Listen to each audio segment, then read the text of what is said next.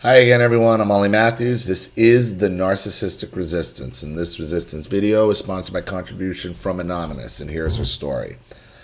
Hello, Ollie. I've written into the channel a few times since I've become a subscriber.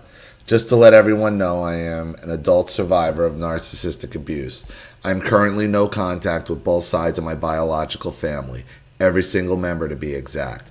I'm writing in today because another couple of resurfacing formerly repressed memories have come back. More details of each separate memory are steadily coming to the surface. I've gained more of an understanding of what was actually going on with these new memories.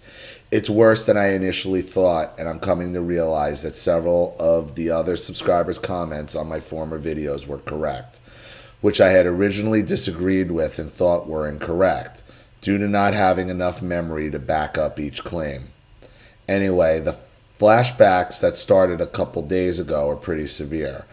That's how I have no doubt in my mind what I'm remembering is real. I'm not prone to panic attacks, so I don't have a problem with that. I have been having several the last couple days during the flashbacks to where it's difficult to breathe, including reliving the emotional flashbacks, feel like the original trauma is happening in the present moment. I've broken down in hardcore tears a few times, and I'm not a typical crier at all. Completely out of character for me, accompanied with emotional flashbacks of intense feelings of guilt, shame, and powerlessness. I have been isolating myself mostly in the back. I don't want my family or kids to see me like this. I don't want to scare anyone or freak them out. I'm starting to get concerned when the flashbacks interfere with my daily functioning. Oh, I have CPTSD and am on medication for the stress, flashback, and nightmares, by the way. I have seen several videos where other survivors deal with CPTSD also. I am just wondering how you guys deal and cope with the content of the newly surfaced, blocked out memories that come back along with the flashbacks. I'm not going to get in the graphic detail of the memories. There's a good chance that a lot of people wouldn't believe me anyway.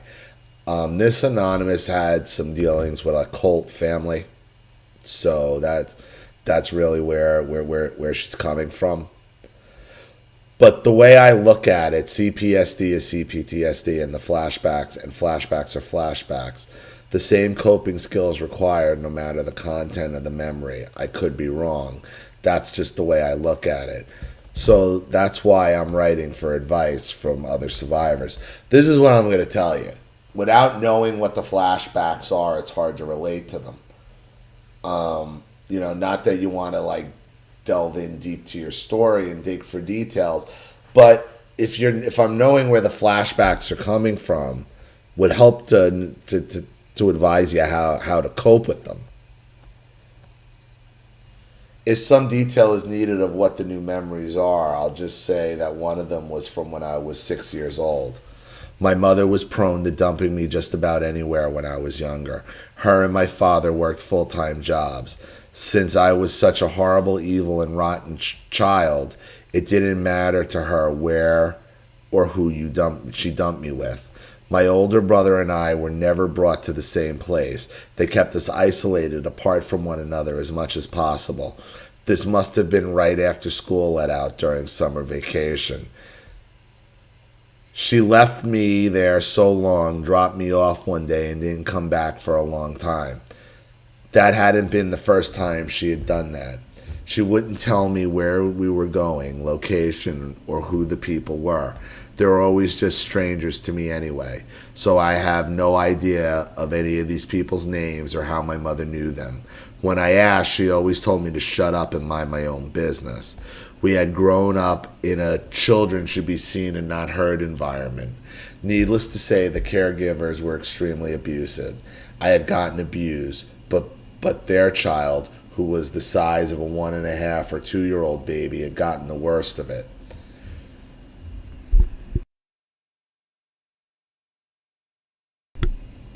They told me he was older than I was, than what I thought he was. Now that I'm older, I realize he could have been someone older. He could have just been malnourished. I would say that at the oldest he would have been 3 years old, still a baby regardless. There was the baby's mother, her younger boyfriend, who claimed to be the baby's father, and several other adult men there. It sounds like some kind of sex cult your mother was selling you off to. Again, I have no idea who these people were. Just for clarification purposes, in a nutshell, I don't see how people can do things like that to a baby, much less a mother to her own child. I'm not sure if she actually ended up killing the precious little baby boy or not. I know it was very close a few times. I did everything that I could possibly imagine to help him and try to stop her and talk her out of it by reasoning with her. I advocated for him every step of the way, ran interference, and even took some of the beatings with a belt for him. She consistently projected and blamed him for everything. I took responsibility when she was pissed for something I had done. I constantly cried and screamed at her to stop, that it's not his fault, he's just a baby. When she would be pissed about something and rage vent on him, until one of the men would come in the room and take me out of there. I could hear everything she was doing after I was out of the room and the man was carrying me, walking away. Sounded like she was trying to kill him. So I stuck by his side and refused to leave as much as I could. I didn't know what else to do. I didn't want her to hurt him anymore, and I was scared that she would kill him. But I was scared, but I was only a barely 6-year-old little girl. What could I do? When her boyfriend or one of the other men would pick me up and make me leave the room, there wasn't anything I could do. I constantly wondered, asked, and couldn't understand how or why she couldn't see what I saw. That he was not a monster or all the stuff she was saying, that he was a little person, a baby human being, and didn't deserve any of it. Of course, now an adult, I know why.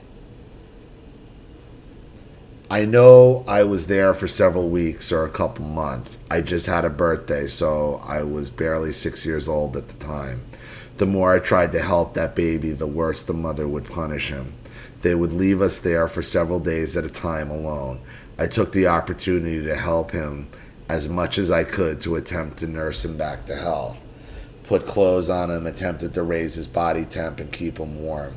I gave him food and water. He would wrap his arms around my neck and his little skinny, atrophied legs around my waist, so tight that he was holding on to me for dear life.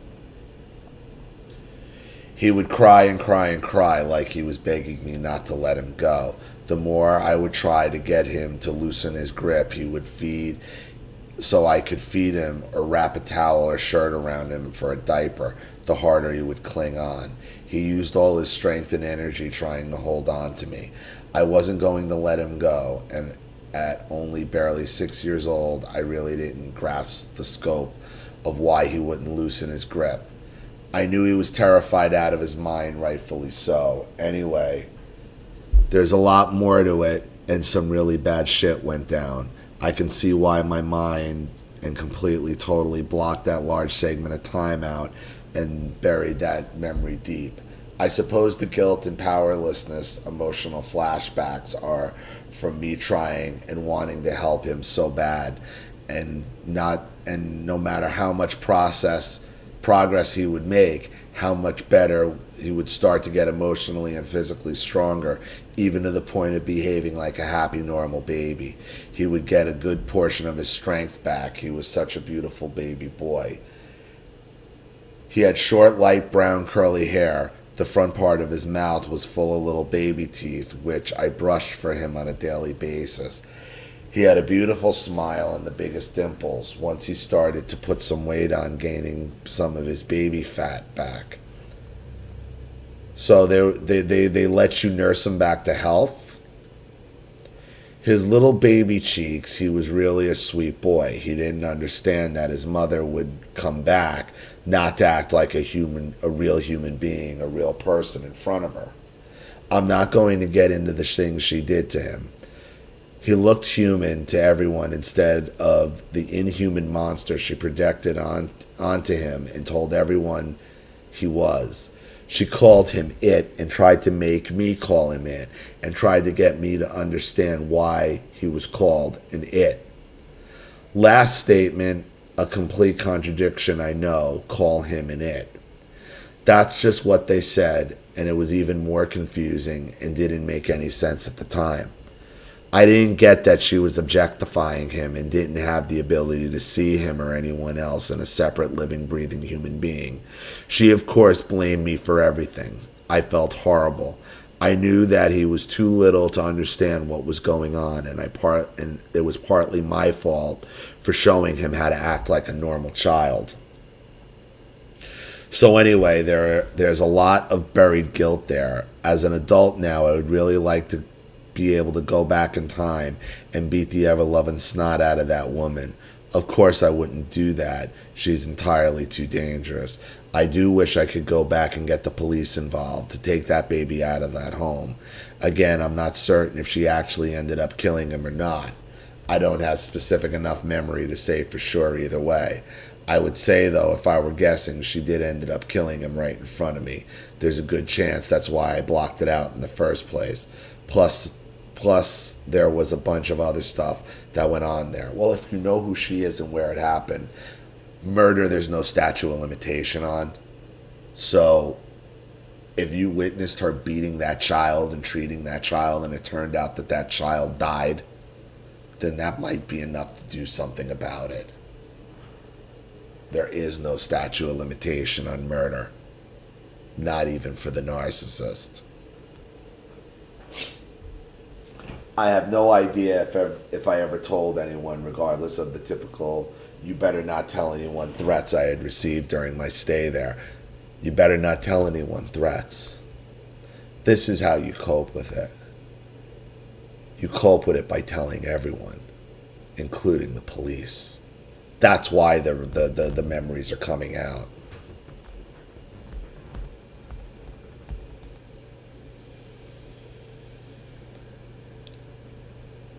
Besides, if I told anyone in my family, they obviously wouldn't have given a shit, and I knew at that time.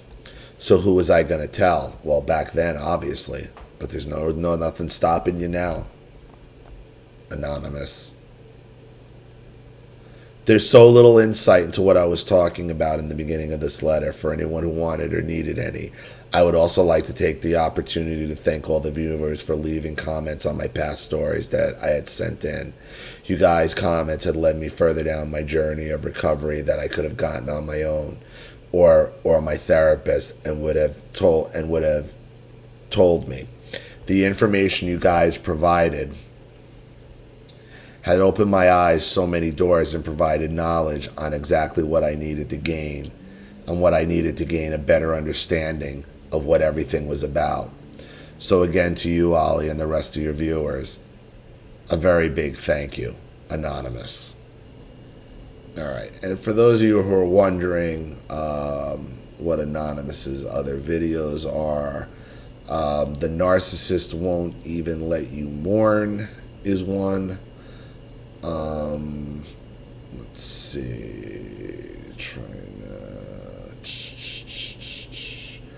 that's a good one. The Narcissist Won't Even Let You Mourn is a good one. So look up that one if you want a little bit more of Anonymous's story here. So, look, these are always very tough when you're dealing with these sex cults and childhood sexual abuse. But the statute of limitations doesn't run out on narcissism. Okay? And the way you get over and the way you deal with narcissistic flashbacks is exposure, is doing the right thing and telling the people. So I understand why you couldn't say anything when you were a child, but there's nothing stopping you now, Anonymous. And that's probably why you're having these flashbacks. If you know who that child is and that woman is, and that kid is dead, had died, and it don't matter when, and you have this story to tell of what happened, then it's not too late. So I hope that helps. Thank you for your contribution and another story. I really appreciate it. Thank you to everybody watching. Please leave any opinions or advice in the comments section below. And again, if you want your story read on the channel, you have a topic you'd like me to cover, a narcissist you'd like to expose, you'd like to set up Skype, a phone call, have a private video made, or a Facebook live chat, or you'd like to sponsor a video like this for someone who needs help and can't afford it, or just make a contribution to the channel in general to keep it growing, supported, and expanding, because this channel survives 100% on contributions from all of you. Without you guys, all of this goes away. So if you like what you see here and you want to see more videos like this, you know what to do with the PayPal and email links in the description box. Also, please like and share this video wherever you can. Subscribe to my channel if you haven't, and be sure to click the subscription bell to be notified of all my video uploads. I'm Ollie Matthews. This has been The Narcissistic Resistance.